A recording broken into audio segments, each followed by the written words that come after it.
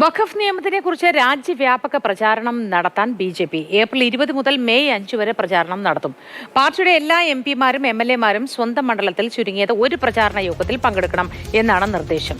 കൂടുതൽ വിവരങ്ങളുമായി ബാലഗോപാൽ ചേരുന്നു. Balagopal, good morning. ബി.ജെ.പി. ഇത്തരത്തിലൊരു നിർദ്ദേശം നൽകിയിട്ടുണ്ട് എങ്കിൽ ആ പ്രചാരണം ഏത് തരത്തിലായിരിക്കും? നിയമപരമായ വശങ്ങളെക്കുറിച്ച് അവബോധം ഉണ്ടാക്കുക എന്ന ലക്ഷ്യമാണോ ഈ പ്രചാരണം കൊണ്ട് ഉദ്ദേശിക്കുന്നത്? മോത്തി, പ്രതിപക്ഷ പാർട്ടികൾ വഖഫിനെതിരെ രാജ്യവ്യാപകമായി പ്രതിഷേധം സംഘടിപ്പിക്കുന്ന സാഹചര്യത്തിലാണ് ഈ വഖഫ് നിയമത്തിൻ്റെ ഗുണഗണങ്ങൾ ജനങ്ങളുടെ ഇടയിൽ വിശദീകരിക്കുവാൻ വേണ്ടി ഇപ്പോൾ ബി.ജെ.പി. തീരുമാനിച്ചിരിക്കുന്നത്. ഇതിൻ്റെ അടിസ്ഥാനത്തിലാണ് രാജ്യവ്യാപക പ്രചാരണം നടത്തുവാൻ വേണ്ടി ഇപ്പോൾ ബി.ജെ.പി.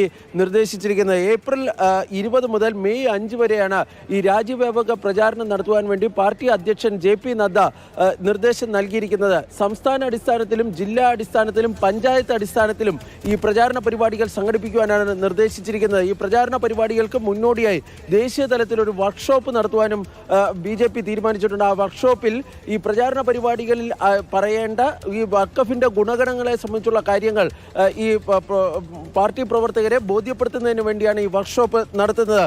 പാർട്ടിയുടെ എല്ലാ എം.എൽ.എമാരോടും എം.പിമാരോടും അവരവരുടെ മണ്ഡലങ്ങളിലെ ചുരുങ്ങിയത് ഒരു പ്രചാരണ യോഗത്തിലെങ്കിലും പങ്കെടുക്കണമെന്ന് നദ്ദ നിർദ്ദേശിക്കുകയും ചെയ്തിട്ടുണ്ട്.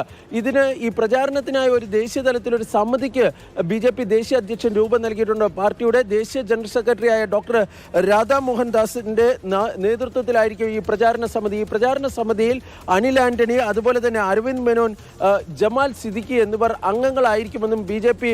പുറത്തിറക്കിയിരിക്കുന്ന വാർത്താക്കുറിപ്പിൽ വിശദീകരിക്കുകയും ചെയ്തിട്ടുണ്ട്. മോത്തി. ശരി ബാലഗോപാൽ.